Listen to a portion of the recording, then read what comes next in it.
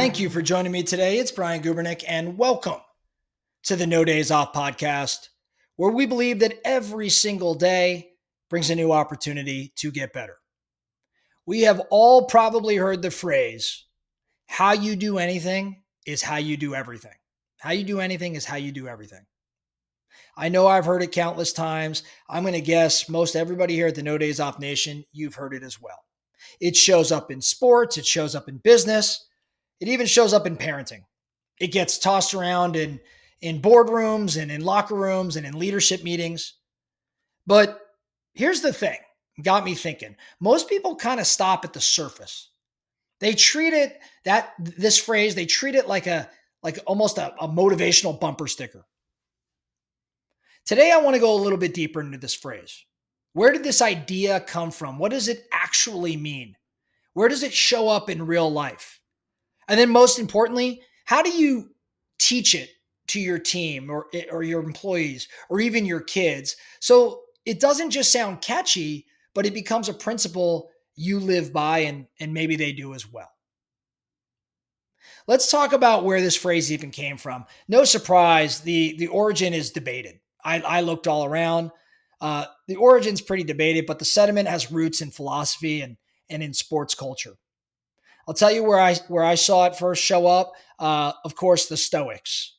The Stoics hinted at it. One of the famous Stoics, I can't remember which one, and even if I did, I probably couldn't pronounce the name. One of the Stoics had written, "Small things practiced without care make great things fall apart." Somewhat similar statement. In modern times, this phrase has been popularized by coaches. I've seen it attributed to a couple different Navy SEALs. It's been put out there by business leaders. Joe DiMaggio was famous for saying he played every game like it might be someone's first time watching him. That's just another variation of it. That's how you do anything. That's a how you do anything is how you do everything in action when Joe DiMaggio makes that statement. The point is, it's not about perfection. It's all about consistency. So this phrase shows up in different variations all over the place. But what does it all really mean? At its core, I think this phrase is about integrity of behavior.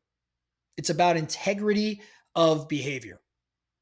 If you cut corners on the small things, the way you show up to meetings, the way you reply to emails, the way you do your workout, you're actually training yourself to cut corners when the stakes are higher.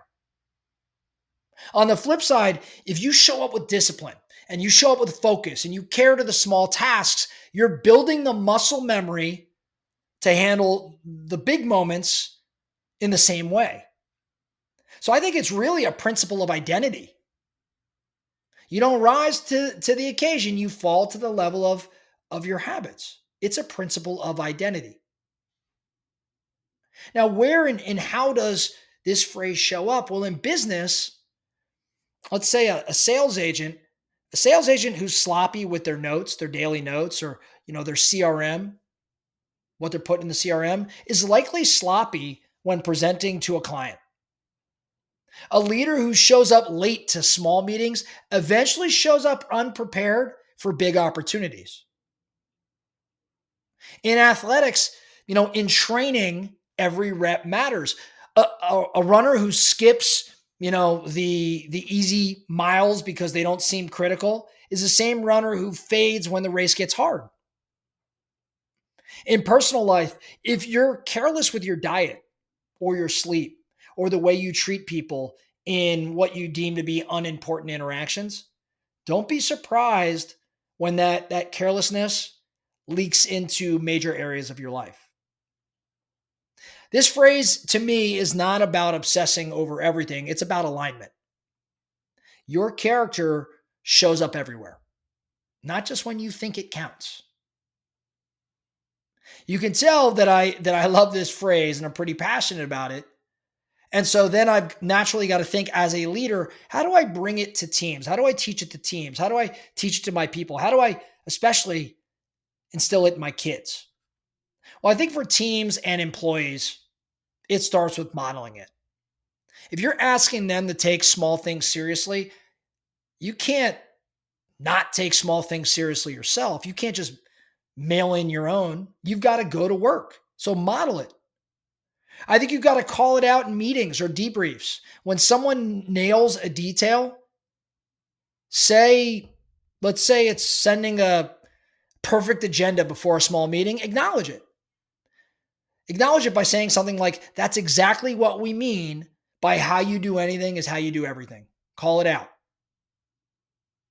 Lastly, within teams and for employees, tie small actions to big outcomes. Help connect the dots. Clean data in the CRM equals more accurate forecasting, which equals better business planning, right? Or doing these activities yield these contacts that yield these appointments that created this sales opportunity.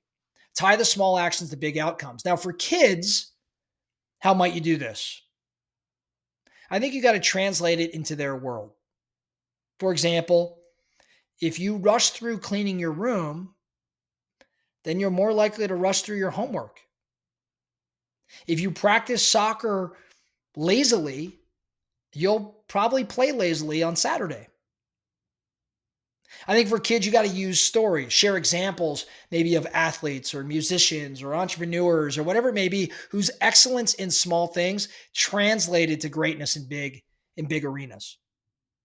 And then, of course, with kids, celebrate the process, not the outcome.